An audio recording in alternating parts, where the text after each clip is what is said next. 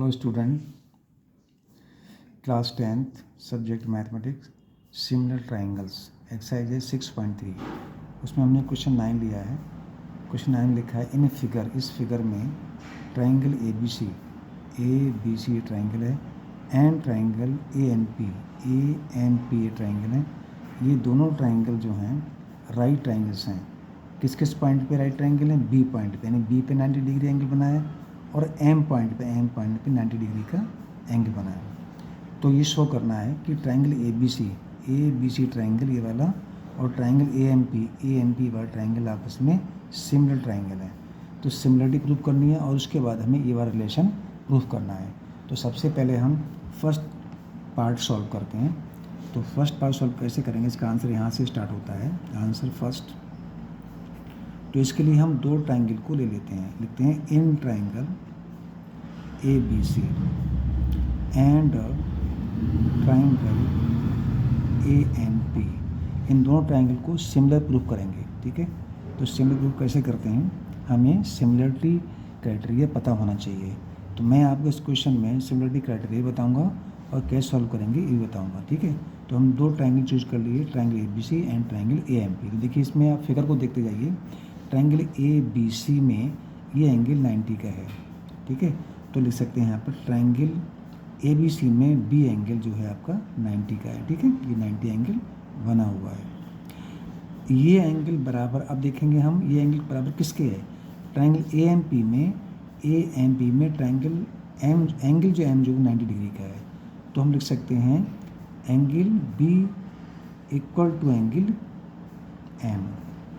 दोनों ही एंगल हमारे कितने एंगल के हैं, कितने डिग्री के हैं, 90 डिग्री के हैं।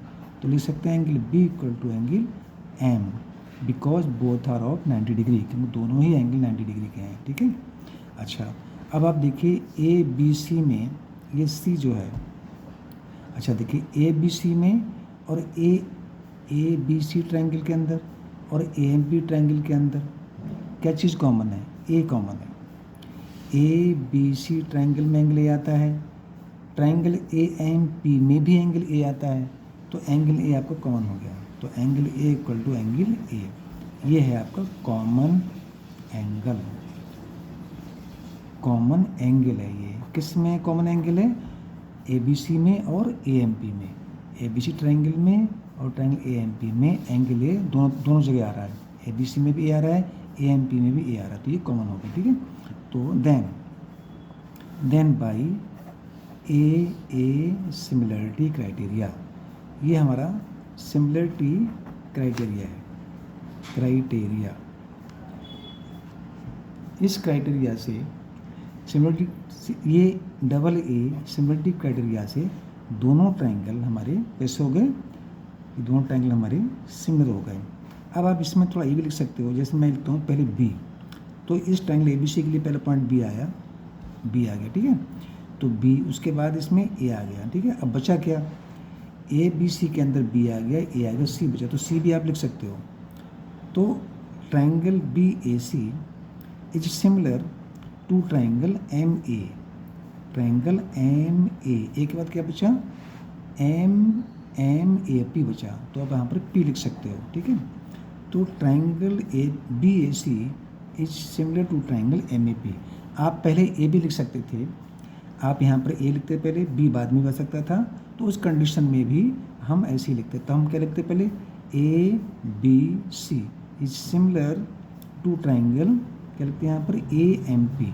तो हम ऐसे भी लिख सकते हैं। देखो हम क्या करेंगे, बी को तो ऐसे छोड़ दिया, सॉरी पहले हम ए को बी की जगह शिफ्ट करते हैं।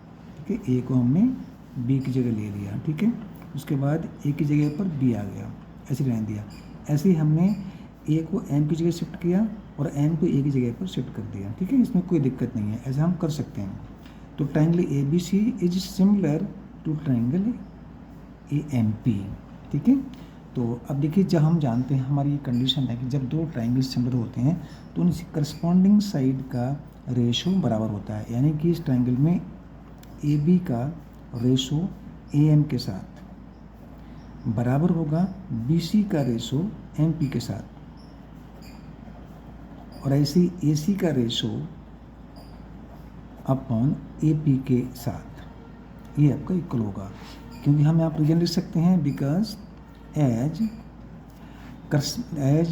Corresponding sides are proportional